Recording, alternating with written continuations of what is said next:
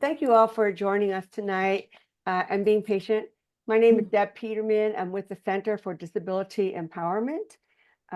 We are a community-based, non-residential, independent living center driven by the choice and direction of people with disabilities. We provide support. I'm reading off of this.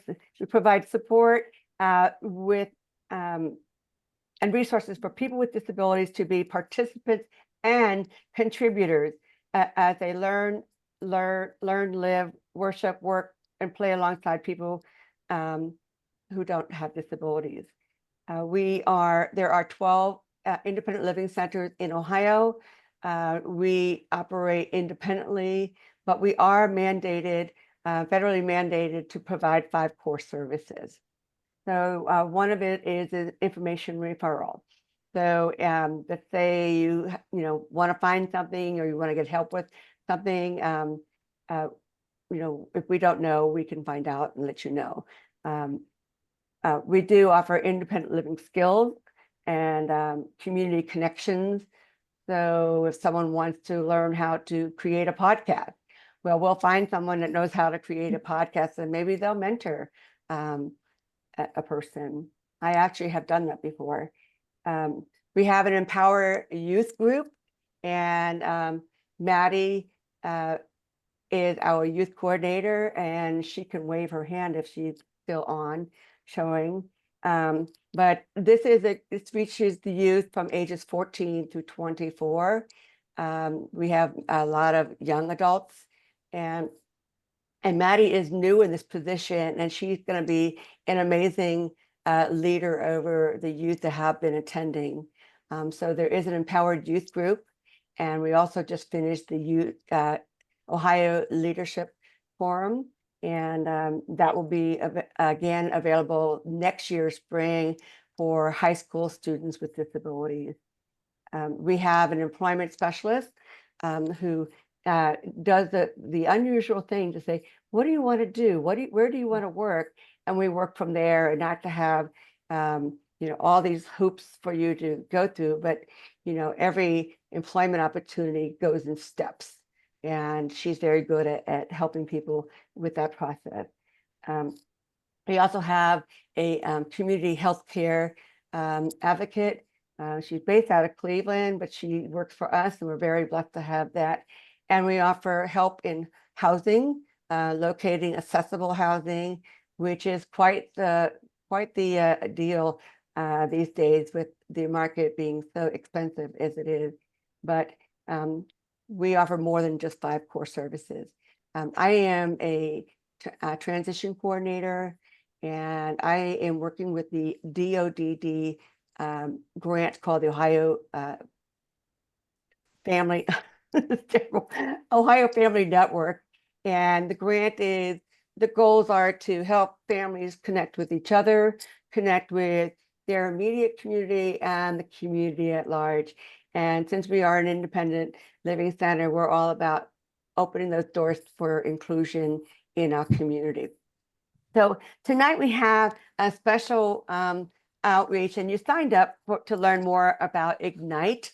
And I'm going to introduce Erin, and then I'm going to close the screen and share my screen for her PowerPoint. So Erin Tenney is the program director for Ignite. She came to MBNU with 20 years of public education background as a special education teacher and transition coordinator. She has spent this last year planning and preparing to welcome their first cohort of Ignite scholars in the fall. So Erin, I'm going to pass this on to you and make sure I get everything in order for sharing. Excellent. Thank you so much. And thank you for having me. Thank you also for your patience this evening as we had some technical issues. I feel like that's kind of how these online sessions go, right? It's always something that pops up, but we've got it. We're working with it. So I appreciate, yes, your patience and flexibility this evening. So we'll get this PowerPoint going, and I'm really so excited to share with you more about the Ignite program. So as Deb mentioned, this is my first year here at Mount Vernon Nazarene University. We have just been so excited to plan and prepare this year to welcome that first cohort of students that will be coming in about a month. So the Ignite program, it stands for Independence and Growth, nurtured through integrated training and education. And that's a lot of words. So we're just going to go by Ignite, but it does stand for something. So that's the name of our program. And if we could move on to that next slide, what is Ignite all about? Ignite is a 2-year residential program for students with intellectual disabilities who are seeking an integrated college experience that prepares them for employment and the opportunity to live a self-determined life. There's things that Deb was just mentioning. We want our students to be able to live, work, play, worship alongside those with and without disabilities in their communities and here on our college campus. So some of you may be familiar with integrated or inclusive higher education. Some of you may not. Deb, we'll give this a try. We'll see how it works. Down at the bottom where it says Ignite in blue, that's a link to a video. So if it works, great. If not, I can put a link potentially in the comments. Okay, let's give it a try. Okay. This will give you just an idea of what inclusive higher education is about if you're not really sure. First of all, can you hear that? Let me know if you can hear this. I cannot. Okay. I don't know if others. I'm going to stop share for a second. Okay. And make sure share sound. Share this. All right, let's give it a go again.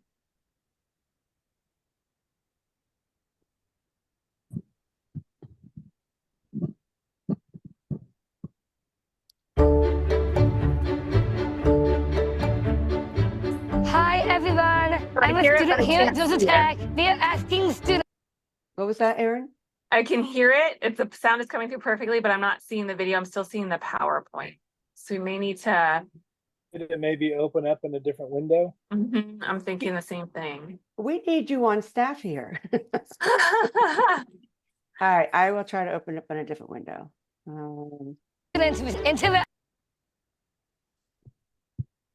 We just didn't have a chance to practice this. Disabilities. No, since our technology difficulties tonight, it's simple. I'll let you go ahead and continue, and I'll figure it out. How's that? Okay, sounds like a plan. Okay.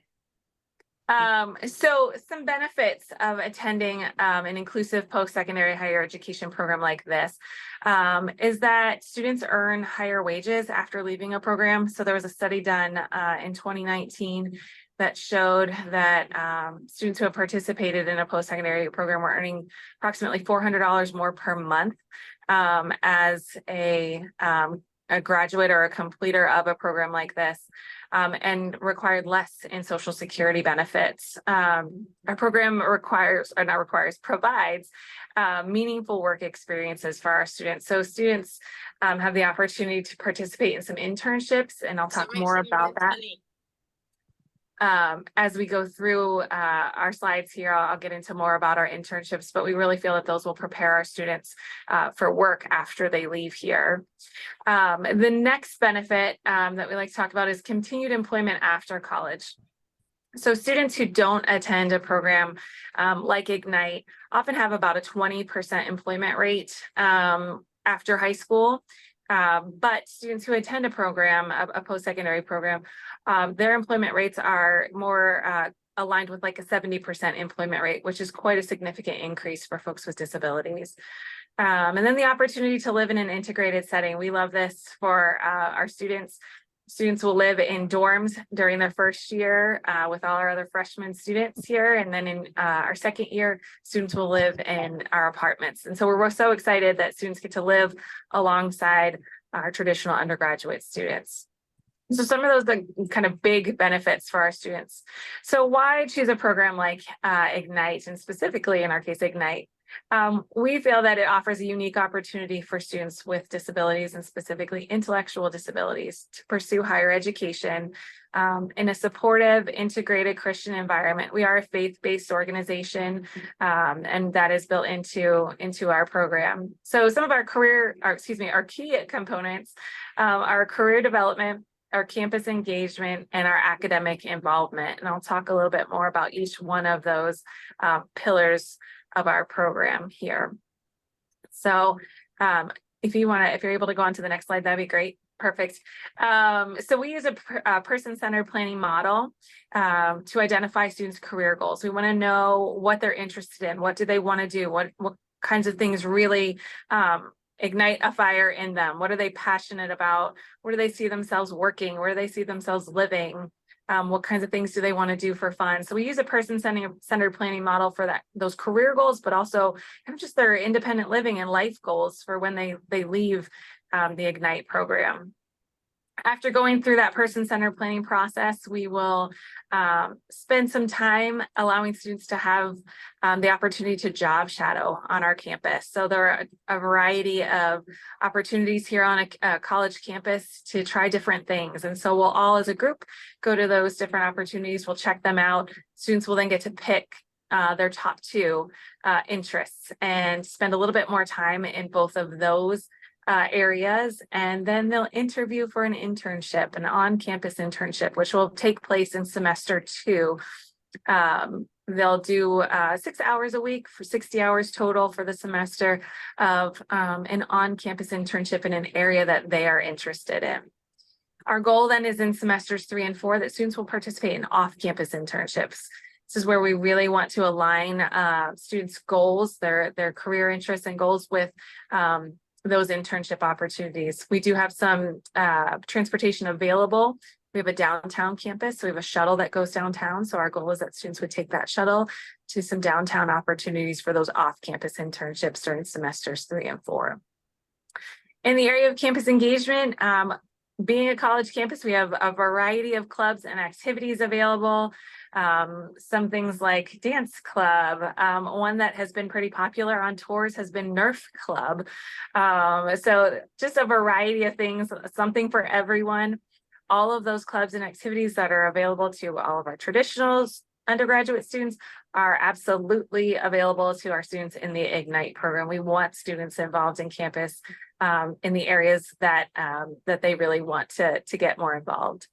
I mentioned our integrated housing options, dorms first year, apartments second year. Our goal in all of our parts of our program is that students become more independent as they progress through the program. So in that career development piece, moving from an on-campus internship to an off-campus internship, in our housing, moving from dorms to apartments. We are looking for students to become more and more independent as they go. Wasn't sure if somebody had a question. Okay. I've So got lots of questions. so- I'll wait until the end. Okay. Sorry, I just thought I heard somebody I'm ask sure a you'll question. probably answer some of them. We'll see. And then the last piece on that spiritual formation, or in the campus engagement section, is spiritual formation. So we do have some chapel requirements here. So students attend chapel 2 to 3 times a week, but we also have what are called belong groups. And that's a group of students based on where they live in the dorm that they get together once a week, just for some time to get to know each other better, to make connections, to really be part of a community. So that's a requirement for our first year students that fall under that spiritual formation category. We also have quite a few community service opportunities for students. Again, that falls under our spiritual formation. As far as academic involvement goes, I tell people this is kind of one of the things I get most excited about. I think that's my high school teacher background, but we are using a blended model. So we'll have program courses and pathway courses. Our program courses are courses that students will take as a group. All Ignite students will take those courses, things like employment skills and independent living. We have some lab experiences, independent living lab experiences built into each semester as well. But then we have pathway courses. So students will choose a pathway of interest. We have 4 pathways: health services, human services, business pathway, and then an arts and communication pathway. And within their pathway, they will choose traditional undergraduate courses that they'd like to, in essence, audit. So they'll receive a satisfactory or unsatisfactory grade in those courses. The courses may be modified. Likely, testing might look different. Projects may look different. Readings might look different. But the student participating in that course is 100% the same. So they are there, involved in the class activities and what's going on, giving their input, hearing other students' input. So that's a really, I think, exciting piece of our program.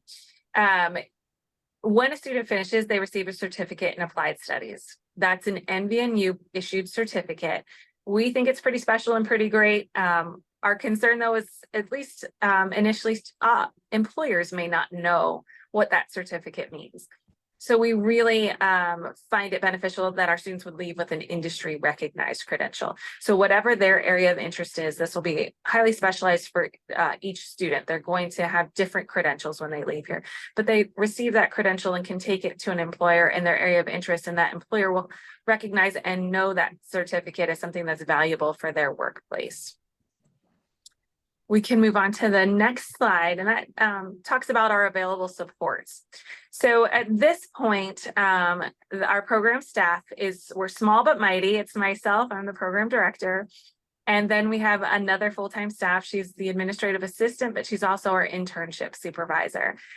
So she is working hard on creating those opportunities on campus for the fall for our students to get to check out those different sites. So we are available for our students, but we have layers and layers of peer support built in, which we think is almost in some ways better than our paid staff. Now our peer support, some of them are paid, but it's a peer as opposed to an adult kind of coming alongside our students. So our Ignite Learning Partners will be students who are also participating in those classes that our students will be auditing.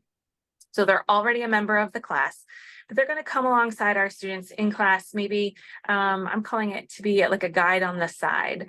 So they might say, hey, there's a group assignment, come join our group. Or, hey, we're working in this section of the textbook right now, or whatever it might be. They're there to kind of assist the student as needed in class.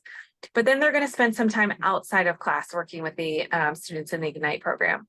So maybe preparing for an upcoming project, or prepping for a quiz that's coming up in class, or doing some reading so that students are able to and ready to participate in a discussion coming up in class.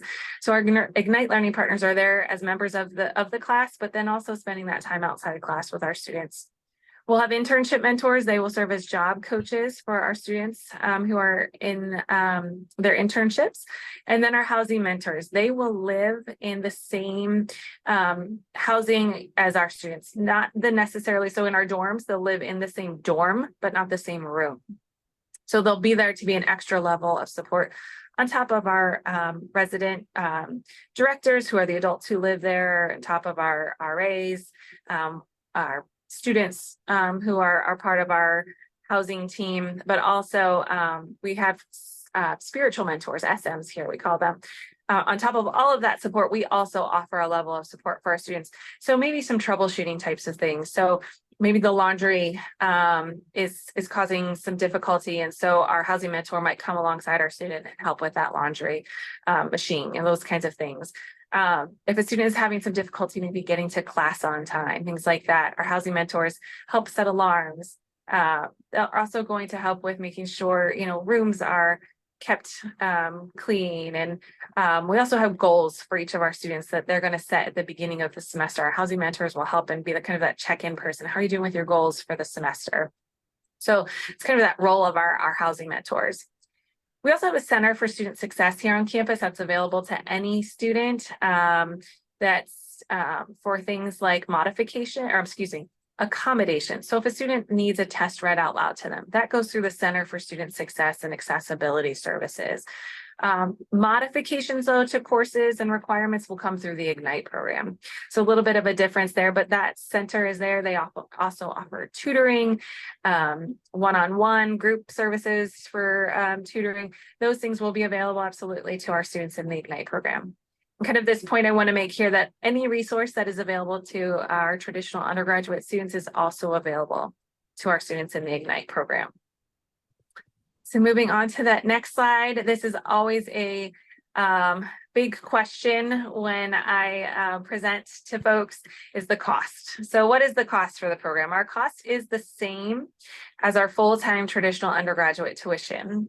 That includes the cost for all Ignite courses, all of our support fees, and that's designed to meet all of our students' needs related to their disability, as well as the fees that are in place for all students living on campus. That includes our food, our housing, and our activity fees. For our students in the Ignite program, it also includes a Chromebook and the insurance and all of those things that go along with having that Chromebook. Our fee, or our cost for this upcoming year, I'm going to tell you the cost, and then I'm going to tell you that there's money available. The cost for the upcoming year is $47,552. But I do want to be sure to let you know there is financial aid available to students who qualify. We are what's known as a CTP, a comprehensive post-secondary program, transition post-secondary program. So that allows for our program and our students to qualify to potentially receive federal aid. So that's something that you would definitely need a FAFSA to find out if you qualify. It's needs-based funding. So for things like grants and work study opportunities, that comes through FAFSA. Stable accounts and 529 plans can absolutely be used for a program like this.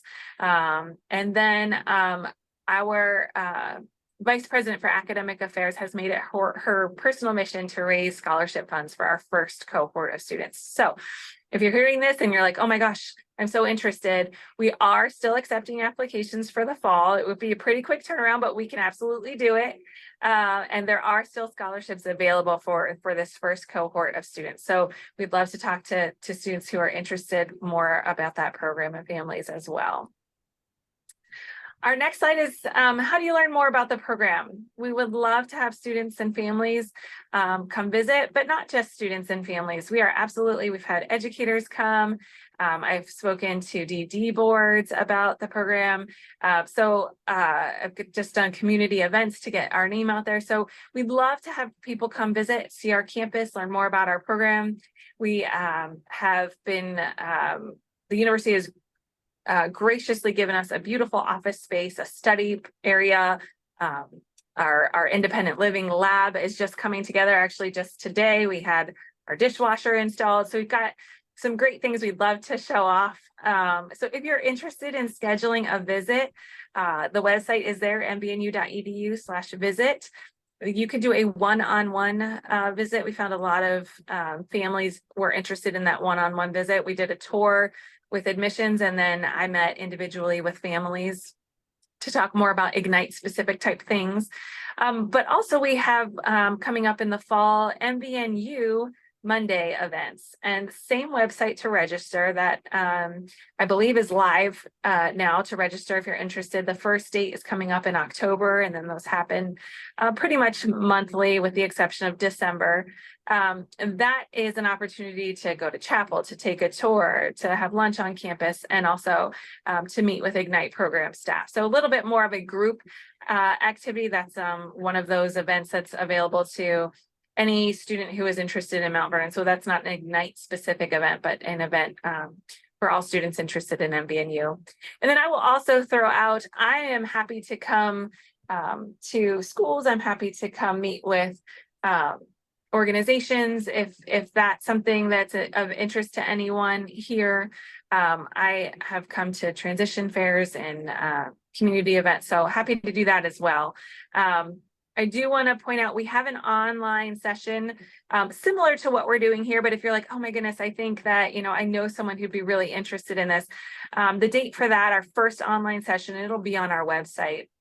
Not quite there yet, but will be September 17th at 12 p.m. I'll do those monthly as well, and I'll choose a variety of times. I know that, lunchtime isn't great for everyone. For some folks that works out well, but we'll do some evening ones, some morning ones as well. But the very first online session, again, similar to what we're doing here tonight, will be September 17th at 12 p.m. So Now let's talk about eligibility requirements. So there are some things that that are required for our students in this program. Students must have an intellectual disability to qualify. So we've had a lot of discussions with families over the past year. They say, you know, my student has autism and an intellectual disability. Totally fine. That's you know, that's totally expected.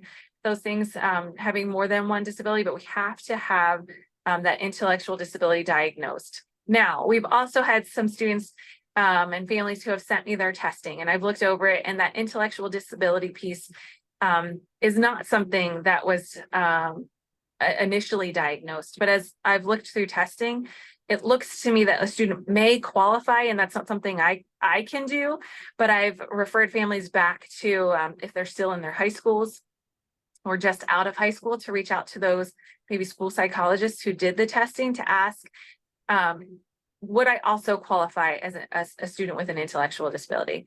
I think in the K-12 world, a lot of times we have, you know, services are kind of mandated. So students just need a diagnosis to get services.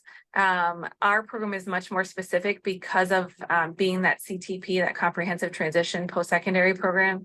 Students have to have that intellectual disability piece. So if we look at paperwork and we see it's not there, it's something that maybe we could work with a psychologist or a school psychologist. I've been working with a psychiatrist right now to do those things if it's not there initially. So something to keep in mind there. Students must have been eligible for services under the Individuals with Disabilities Education Act while they were in K-12 schooling. Students must have obtained a high school diploma or an equivalent credential. We are not a dual enrollment program, so students have to have completed school in order to qualify for our program. And then students, excuse me, must be between the ages of 18 to 25 when starting our program. We understand that students you know, may stay in school until they're 21, up until their 22nd birthday, things like that. And so we have a couple year window there after that, but students have to be in that age gap to live on campus here. So that's one of those requirements that we have. The next slide is my contact information. So phone number is there along with my direct extension. So feel free to write that down. Call as needed. I'm happy to answer questions. I know I talk pretty fast. Also, you know, when you hear something, you're not necessarily thinking of all the questions as you hear it for the first time, but as you've had time to process and think about it, feel free to reach out via phone, also via email there. That's our Ignite specific email, ignite.nvnu.edu. Check out our website. A lot of the things I've covered tonight are on our website. And then we do have Facebook as well as Instagram. So if you are on social media, we'd love to have you follow our program, especially as we're getting ready to launch and all the exciting things that are going to be taking place as students come to campus, like I said, in about a month here. So now I will open it up to questions you may have about the program, things you're wondering about.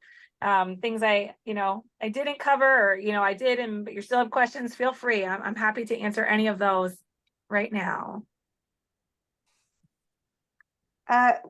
Erin, Yes. thank you so much. I wanted to ask you, could these families have access to this PowerPoint that you just presented? Absolutely. Yep. And I can send that after this meeting. Sure. Yes. And perfect. then the other thing is, I think I found the link. Is it Think Higher? Think Higher Ed. Yep. Higher. And I'm putting it in the chat. Okay, perfect. For the video. Yes. Do you think if I gave it a shot, it's important for them to see? I think it's exciting.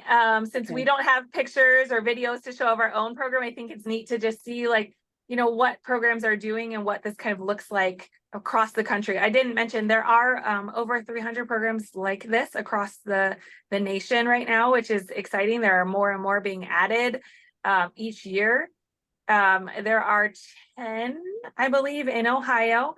But this resource of thinkhighered.net If you haven't checked it out, yes, I'd love to show the video. It's about 4 minutes, so not super long, but I think it's kind of a good taste of what higher ed, inclusive higher ed looks like. So if you want to give it a try, sure. If not, I think the link is fine too. Okay. Let's go ahead and open this up for a question. Okay. How many students are you still accepting for this year? And what would be, if we were interested, what would we need to do? Good questions. So we have room for about 2 to 3 more students for the fall. There is a link on our website, mvnu.edu/ignite. I'm just going to go there now so I can directly tell you exactly where to go. It's on our main page. If you scroll down, partway down the page, there's a yellow oval that says apply now. Our application is pretty brief, but that would be the first step, is that application piece. I didn't go through all the steps in application, but I do want to point out, if you are interested in applying for this year, we do have a code to apply for free. It's NVNU Ignite, all one word, all caps. That's on our website too. So you don't have to memorize that or write it down, but it is under the apply tab on our website. The steps are laid out on our website. There's 6 steps to applying. We do ask for an official transcript from the schools, as well as an IEP and an ETR, so that we can kind of review that for our requirements. Those things then get reviewed, as well as we ask for recommendations. So those recommendations, you give us a name and an email address, and we send out the recommendation form. So it's not like you have to ask somebody for a letter or anything like that, just names and email addresses. And then we forward that information on and get those recommendation forms back from your the people you've asked to fill those out. We review all of that. After all that's, oh, go ahead. Maybe we should go through her transition coordinator at high school to get all that arranged. Yeah, there is places on the application where you can put in a school counselor's name, and then we reach out to them directly as well. There's also a form that we have that says, please send my IEP, ETR, and transcript to the Ignite program. Sometimes schools like that signed, so that gives you that form to sign and turn into them. That's on our website. It's also included in the application, both places. We review all that, and as long as all the requirements are met, we set up an interview. That can be done face-to-face. It can be done on Zoom. I know we're kind of getting, our timeline is getting small, so Zoom interviews are fine. And then we get back to you with a decision. Erin, before you answer any more questions, I want to try to get that video on. Okay, great. Let's give it a shot. That way it will get everybody excited. Yes, good. Let's see what happens. Tell me if you hear it. Yes.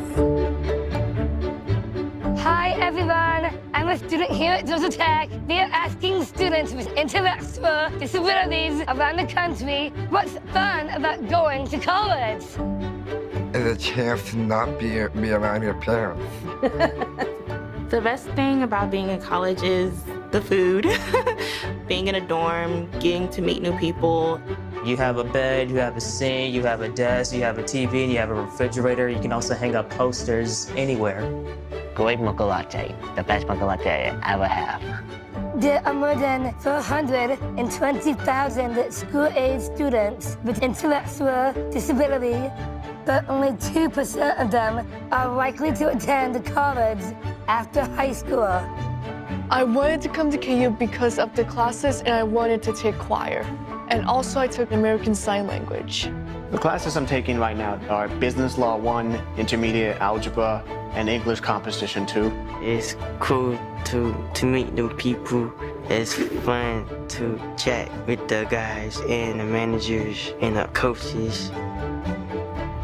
I wanted to be more independent and to join the sorority as my mom did. I like to hang out with friends, watch sports, and I joined the Southernmost Coral Restoration Club. In high school, I have to be with a teacher all the time, so it was not like any independent there. I was excited to have like the college life. There are more than 300 inclusive post-secondary education programs around the country. Having students with disabilities in classes has compelled our faculty to reflect on their practice. So it actually makes us better teachers, makes us better professors, makes us better scholars and researchers. It's really got people to realize that we have to focus on universal access and doing things in universal design, everything that we do. The great thing about including students with intellectual disabilities at KU is actually it makes the entire university a better university. It teaches students to appreciate difference, and it creates a more caring environment because students support each other. This has united, I think, our campus, faculty, staff, and students. They have the opportunity to network and get mentors and other social skills and career development that their peers have had for many years. Now they have. I want to go into real estate in the future. My goal is to be a teacher at a preschool. I would know about one of bed and breakfast. Political science is one of 3 career goals I have in mind. My credo is maybe work in Kansas State Capitol. I would like to have my own food truck because I want to have pizza, have some burgers, maybe have some tacos, nachos. College has changed me because it's helped me grow up, like getting a job or living on your own. It's great, and you'll have a lot of support when you get here. If I can do it, you can do it, you know? It's a time to be serious. It's a time to learn. I have the skills. I have the skills to live on my own one day. Think higher. Think college for students with intellectual disability. Think access, employment, equity, options, diversity, independence, confidence, friendship. College is possible for students with intellectual disability. Take the first step at thinkhighered.net, a project of Think College.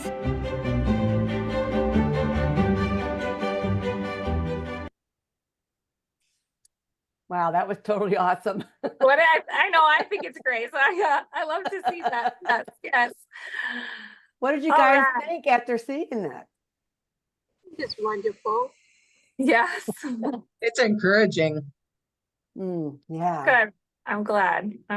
Yes. Encouraging. Erin, one of the questions that we had is how independent would our student need to be arriving on campus his first year to really be successful in the program? Sure. So one of the things we like to talk about that kind of is a good marker, we feel like, is we absolutely can support students. We don't expect them to be fully independent when they come here. One thing we'd ask is that students are able to take care of, their basic hygiene.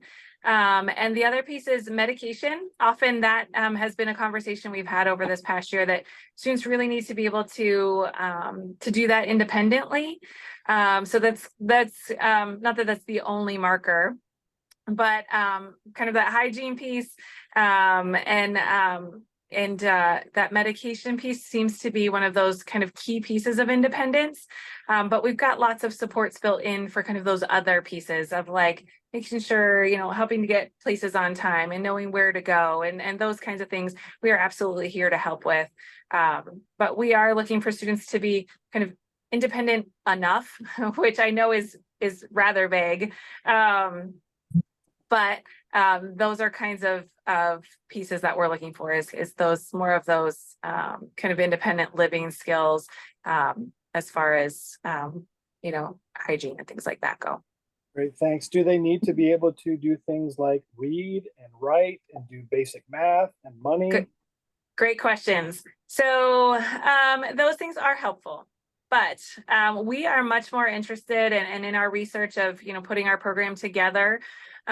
We have found that learning from other programs who have done this for a long time, it is much more important that students are motivated to be a college student and wanting to be involved in what is happening on campus The reading, the writing, the math, those are things that we can accommodate and modify for, but that interest and motivation is a little bit harder for us to accommodate. So we are more focused on that motivation piece than on academic, levels and things like that.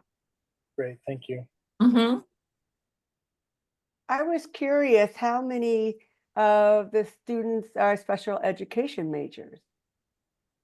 So how many of our students here at Mount Vernon? Oh, that. Yeah. So it's a good question. I don't know. So I will say, as far as our mentors go, we have kind of tapped into our education department as we've asked our professors who would be really good mentors for this program. Who do you think would be natural fits?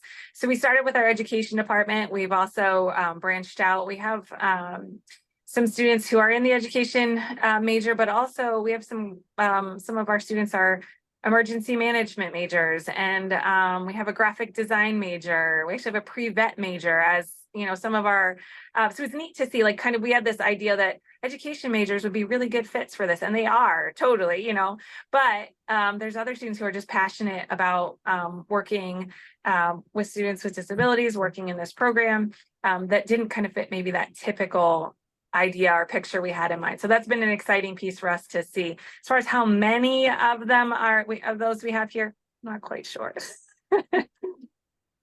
No, I like the idea of the mentors being interested in other areas. And I do think, I agree with you, with their education majors, it gives them practice on teaching, which is a win-win for everybody. Yeah. Erin, one last question from us. Is this a full year round 2-year program, or do the students come home like in the summers, or what is the time frame like? Yeah, so it's 4 semesters. So our students are here fall and spring for 2 years. There is no summer programming for this program.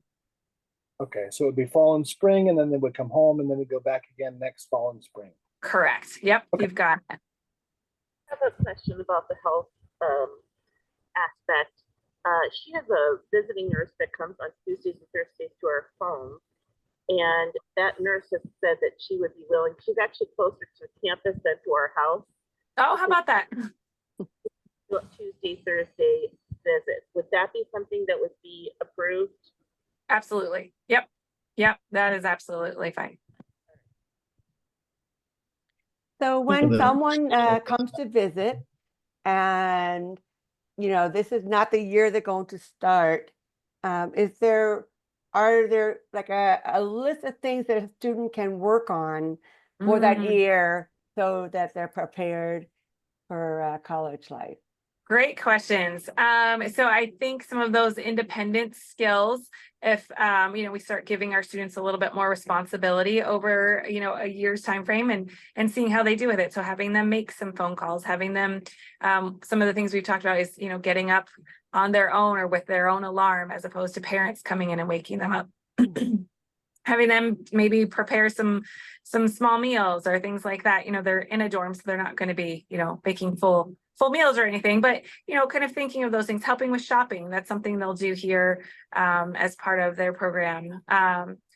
Maybe working with a debit card to see how that goes. Looking at their account and maybe some online banking, some those life skills, and seeing how students do over a year of kind of parents stepping back a little bit. I know it's hard. My oldest is going to college this year. She's going to be a freshman. So this is, we're in this transition year and learning how to kind of let go of things a little bit and giving her more independence. So I get the maybe some fears parents have, but I think it's important to do that. We absolutely have a safety net built in, but I think it's important to do it when their students are at home too, so the parents can kind of see how students do with kind of stepping back on those pieces. So those are some things that we've talked about as we've had interviews, things like that. It's just kind of giving students a little bit more responsibility, a little bit more independence on things, and seeing how they progress with that. Well, Erin and I met at a resource fair, and we talked about charting the life course. Yes. Could you show a hand if you have heard of charting the life course? Okay. If not, I would be more than happy to do like a 20-minute virtual presentation on 3 basic tools, but Charting the Life course is hitting Ohio in a very big, major way. And what I love, I am a sibling myself. And so I've seen all kinds of programs in time. And this is a wonderful way to help parents and students and adults learn to communicate what they want, what is a good life. And I think, Erin, you and I talked about that. And is that going to be part of the process, or do you use that? Just curious. Absolutely. So in our interview process, we have parents fill out, and I'm going to blank on the name of the form, but what they envision for their students in all of the different areas that Charting the Life course looks at, so that we just have an idea of what, families' goals are. That helps us kind of plan a little bit. But then what we're planning to do, and we're excited about this, as part of our orientation when students come here at the end of August, is we're going to meet the week before with our mentors, and our mentors are going to complete the 1 page, on themselves. What are the things they want? What are the things they don't want? What are they interested in? All those kinds of things. So we're going to have our mentors go through that process, and then they're going to lead our students through that process. So that's one of those Charting the Life course pieces. And I think as we go throughout the program, we'll add more and more of those pieces into our program. But that's really where we've decided, and I'm sorry, in our person-centered planning meetings, I just left this one out. We do the life trajectory, and specifically for our program, not for their whole lives, but at the end of this program, what would be the outcomes? What are the things students are looking for? What are they not looking for? What would not be success for them? And so it's been fun to have those conversations with families and students to really get to know what's important to them, and things that, I don't know that I would have planned into the program, but students are bringing out as these are things that are really important to me. We can kind of add those pieces in because we know them. We've taken the time to really get to know students and use those tools to do that.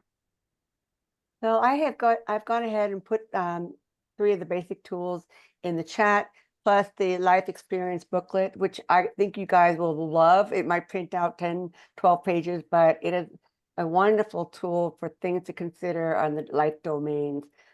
So, Erin and I, we connected with that whole trajectory. What is the student's goal? And sometimes people aren't even asked, what's your idea of a good life? It may be totally different than the student, if from a parent perspective. Yeah, there. I have a question. Sure. The things that you have placed on here that we can look at, will that be available to us after this Zoom, or do I have to do something with it now? Or Yep. I'm going to send it a copy of all those pages, the PowerPoint, my contact information. And with my contact information, I'll be more than happy to go through these basic tools. They started with the SSAs in Ohio before 2020, and then trickling down now to transition age students. But all of us, I'm an ambassador, and all these tools are free, and ambassadors work for free because this is such an amazing way to help our families just gear each other. And the tools anyone can use. You could be, older person, a person with or without disability. When you look at that booklet, if you take the time to print it off, you'll see that the life domains to consider. So if your person is in transition age, they talk directly on transition issues or thought. Let me see if I can pull it up really quickly here. Things that maybe you've never thought about. Right. And so I think it will help you as you're planning to get ready to maybe be a part of a program like this. It's just things to consider and just give your student more tools in their belt. Absolutely. We currently have 2 children that are going to be sophomores in high school this year. The one, he goes to Mansfield Christian, and they have told us they've had a visit from someone. I'm assuming maybe you. That was me. Yes, that was me. So I had heard about this before they had. So I've been excited to learn more, and I don't want to miss a spot. So how soon, like just during their senior year of high school, do we apply? Do we start the end of their junior year? Our son has an autism diagnosis. Okay. Intellectual delays. What's the IQ? Can it be a 72? And he's That's very fine. slow processing. Okay. So I just need to have the ETR evaluated with the school psychologist and get that diagnosis then. Correct. And some school psychologists I found are willing to just review testing and write a letter to say the student also has an intellectual disability as well. So some of them don't, have to go through the full testing again, that they're willing to review it and write that letter. So that letter was fine. His school psychologist has had him since preschool. So she'll know him really well. So, okay, I'm confident. And then our daughter has the intellectual delay disability already. And we're actually going back to Akron Children's Behavioral to get her evaluated for autism this December. So she might end up with a dual diagnosis. Okay. She's also legally deaf. Okay. That's good to know. Hearing aids. She has hearing aids, but she's legally deaf also. Okay. As far as the timeline goes, our application opens up in August for the following August. So we are looking, a priority deadline would probably be by December. So anytime in that August to December of the senior year would be a good time to apply. Perfect. Thank you. And we've been talking with someone from Mansfield Christian. So we'll see. We'll see if we have some other Mansfield Christian students coming. That'd be exciting. That would be nice. Question about the housing. So will their roommate be somebody in the program, a student in the program? Good question. So yes, the freshman year for sure. Students will have a roommate who's also part of the program. In that second year, we want our students to have some choice. They've made friends, they've made connections on campus, and we'd like for them to have some opportunity to choose in that second year. But for that first year, for sure, students will have roommates who are part of the Ignite program.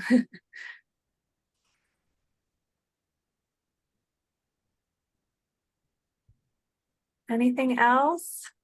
Trying to think of other things maybe I haven't covered. As I mentioned, a lot of this information is available on our website, so that's a good resource. Also, there is a recorded session similar to what we've gone through tonight on the website too. So if you're like, what did she say about this?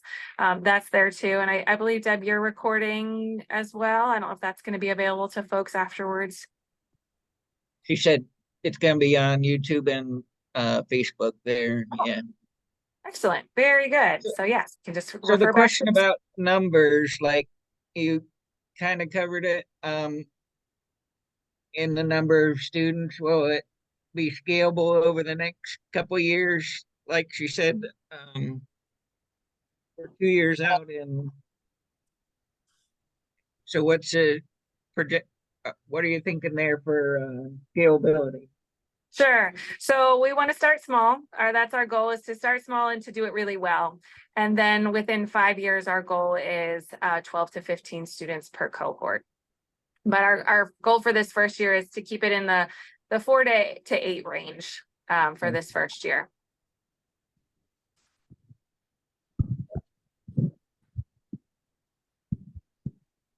I just have, do you have a question, Margaret?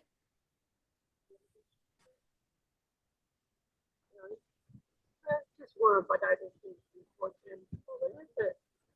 Well, I would just want, is there a way to do everything in like in 12 in the afternoon? Like how much early mornings are involved? Okay, good question. So that's the kind of cool thing about college, is that you get to pick your classes. So you kind of get to decide when you're going to have class. Now, some classes are only scheduled, once a day and they're early in the morning. But you kind of get to be a little bit flexible about your schedule. So right now, it looks like our program courses that we're offering will probably be Monday, Wednesday, Friday. The earliest will be 9, 10. So that's 3 days a week. That would be at 9, 10. And then Tuesdays and Thursdays, it would just depend on the courses you pick. So that, like I said, that's the kind of cool thing about college though, is if you don't love mornings, I don't know, I don't love mornings if I'm being honest. You don't have to take a morning class if you don't want to, unless you need it, you know, to finish your program and it's only offered once. Sometimes that happens, but yeah, so good question. So Margaret, you may have to practice getting up earlier. That will prepare you for your next job. So as an education major, when I was in college, I remember they made every education class start at 7:45 because they told us you're going to have to be up to be a teacher. You're going to have to be at school. So they made every semester we had a 7:45 class. I did not enjoy that, but it did prepare me. I would not surprise.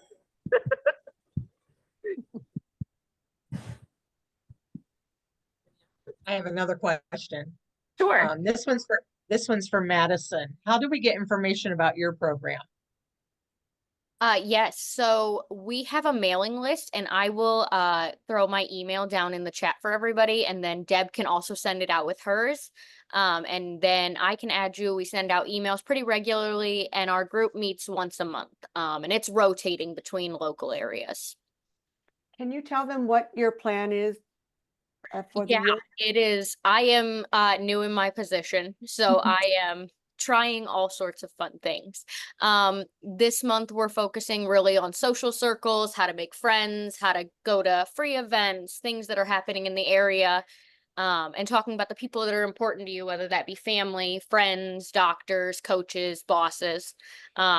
We have some plans for a board game night to work on teamwork skills. We have a Halloween party planned. We always do a thing for winter break. So we have a bunch of really great things coming up. And then all of that information gets shared pretty regularly with everyone. Can you share with them about the Youth Leadership Forum and how it's geared toward high school students with disabilities? Yes. So our Youth Leadership Forum we do every year. It's late spring, early summer. This year we did it in the end of June, and it's for juniors and seniors in high school that are really interested in building their leadership skills. We had a bunch of guest speakers that spoke about their experience living with a disability. We learned about contacting legal representatives. We got to go to the State House. We did a lot of bonding, small grit games, icebreakers, things like that, so that we're really getting to know each other. And then those kids that do it in the summer, I check up with throughout the year. We build some goals, things like living independently, learning to budget, meal planning, and we check up on those throughout. But it's a really great opportunity for our juniors and seniors to get that real life experience, to meet other people their age that are really interested in leadership skills. And then it's another thing to throw on a college application too. Sure, absolutely. How do you recruit your students, Madison? How do you find out, or how do you get people involved? So I am a big fan of flyers. I have those pretty much everywhere that I can think of, but also a lot of it is word of mouth. A lot of our kids that have gone through YLF that have come to meetings, they tell their friends about it, they tell their classmates about it, they go back to their dorms and talk about it. It is for 14 through 24, so it's a big age range, lots of diversity in the people that we work with, and just really building that relationship with the kids. We find new people all the time. I would love to get on your mailing list too. Okay. So do we have any more? How many are on this call? Is there students still in high school? Margaret just graduated this spring. Oh, excellent. Okay. So the Empowered Youth Group is for students ages 14 through 24. I actually had a young man, he's into creating animation. So Sam shared how he does it using Flip-a-Clip, and a program, and it gave him an opportunity to share what he enjoys about it. Sam is on the autism spectrum. And since then, I've met 3 other students that are interested in meeting other people that are interested in that kind of a major, or, you know, that type of connection with friends who speak that language. I don't speak anime or animation, but I know there are people out there. So, okay, any more questions, thoughts? No. Okay. Thank you so much. Yeah, I'm so glad that you found out about. How did you find out about this?